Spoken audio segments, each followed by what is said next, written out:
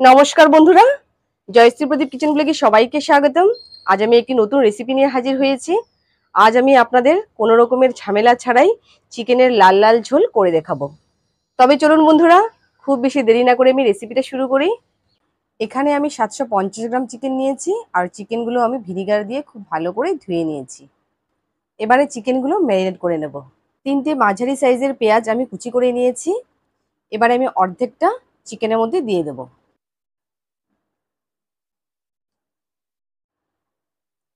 কুচি করে রাখা রসুন আমি এর মধ্যে দিয়ে দেব। এবারে এক এক করে মশলাগুলো আমি চিকেনের মধ্যে দিয়ে দেব। স্বাদ মতো নুন দিয়ে দেব।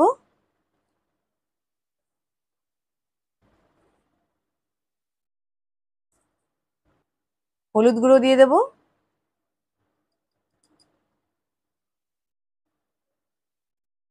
লঙ্কা গুঁড়ো দিয়ে দেব।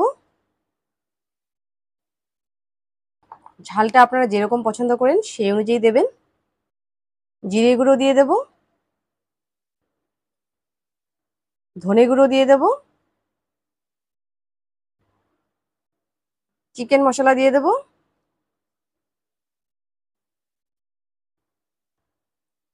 তরকারির রংটা ভালো আসার জন্য কাশ্মীরি লঙ্কার গুঁড়ো দিয়ে দেব।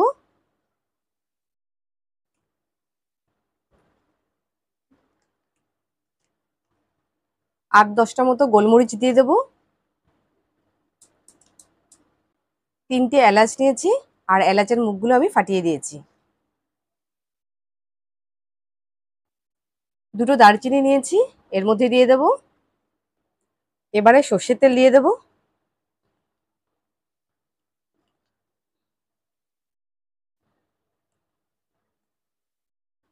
এবারে চিকেনের সাথে মশলাগুলো খুব ভালো করে মেখে নেব।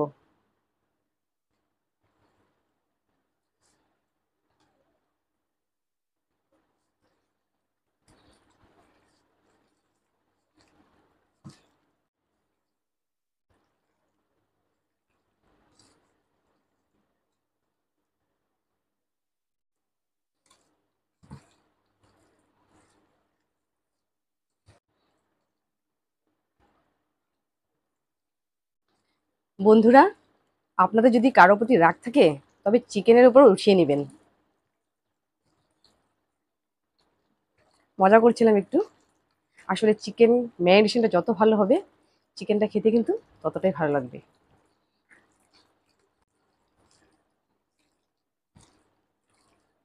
বন্ধুরা, সবসময় তো আর বাটাবাটি করতে ইচ্ছে করে না, তাই আজকে ভাবলাম কিভাবে শর্টকাটে খুব ভালোভাবে চিকেন রান্না করা যায়। এই রেসিপিটা আমি ঘরে আগেও বানিয়েছি, তাই ভাবলাম আজকে এই রেসিপিটা আপনাদের সাথে শেয়ার করি।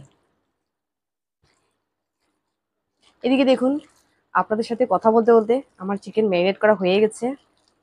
এবার আমি 15 মিনিটের জন্য ঢেকে রেখে দেবো।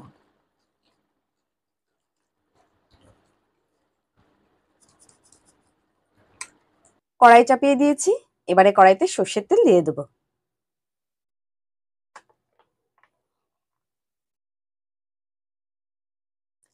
যেহেতু ম্যারিনেট করার সময় আমি সর্ষের তেল দিয়েছিলাম, তাই এখানে অল্প করে দিয়েছি।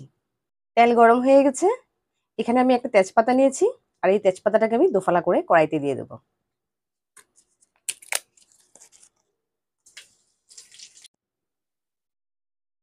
অর্ধেকটা পেঁয়াজ কুচি আমি রেখে দিয়েছিলাম, এবার আমি এর মধ্যে দিয়ে দেবো।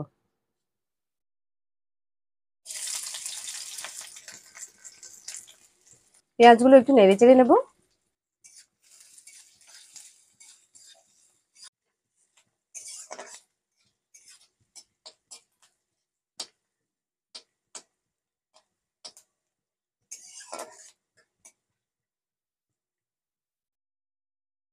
পেঁয়াজগুলো আমি লো ফ্লেমে 2 মিনিট ভেজে নিয়েছি।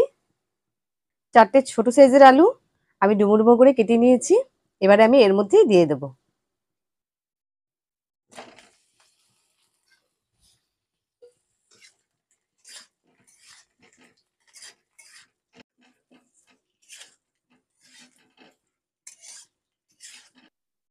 সামান্য পরিমাণে নুন দিয়ে দেবো।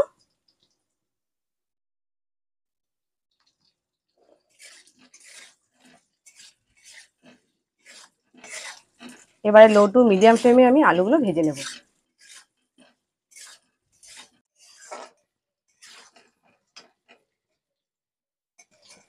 আলুগুলো আমি 5 মিনিট নাড়াচাড়া করে নিয়েছি তেলের মধ্যে। এবারে আমি ম্যারিনেট করে চিকেনগুলো এর মধ্যে দিয়ে দেবো।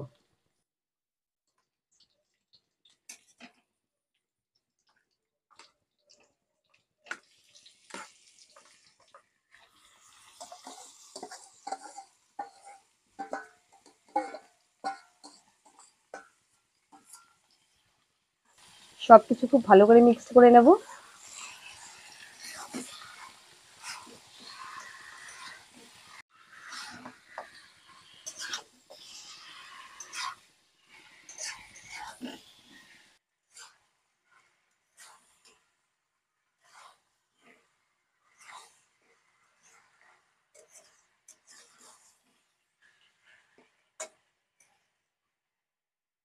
এবারে আমি কিছু সময়ের জন্য ঢাকা দিয়ে রাখবো।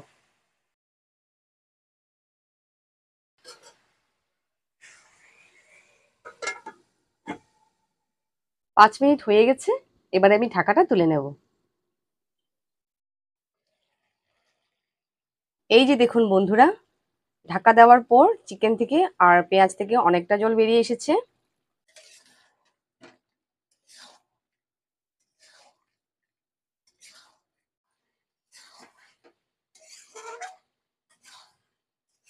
দারুণ গন্ধ বেরিয়েছে বন্ধুরা।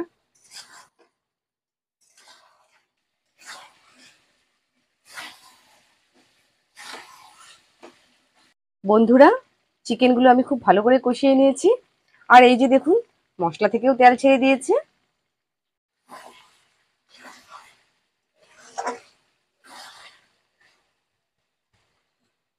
এবারে যে পাত্রটিতে আমি চিকেন ম্যারিনেট করে রেখেছিলাম সেই পাত্র ধোয়া জল এর মধ্যে দিয়ে দেবো।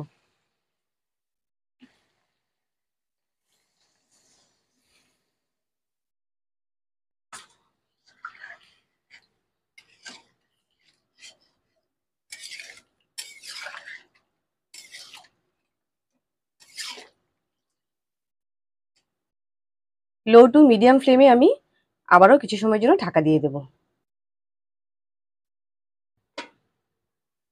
বন্ধুরা, আমাদের বাঙালিদের চিকেনের রান্নার তো কোনো তুলনাই হয় না। তো চিকেন আর মাটন দুটোই খেতে আমি খুব ভালোবাসি। আপনারা কোন রেসিপিটা খেতে বেশি ভালোবাসেন, চিকেন না মাটন? অবশ্যই আমাকে কমেন্ট বক্সে জানাবেন। বন্ধুরা, লো টু মিডিয়াম ফ্লেমে আমি 15 মিনিট ঢাকা দিয়ে রেখেছিলাম। এবার আমি ঢাকাটা তুলে নেব।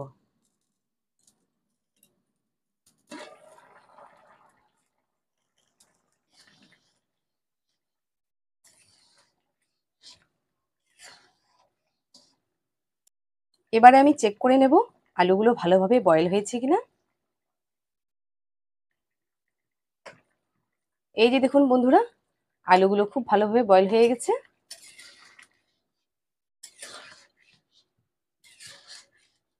আমি এই পরিমাণ ঝোল রেখেছি তরকারিতে।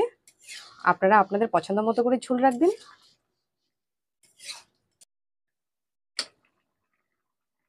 বন্ধুরা, দেখে বুঝতেই পারছেন যে খেতে কতটা সুস্বাদু হবে। আর এদিকে আমার রান্নাটাও কমপ্লিট হয়ে গেছে। এবারে আমি গ্যাস অফ করে দেব।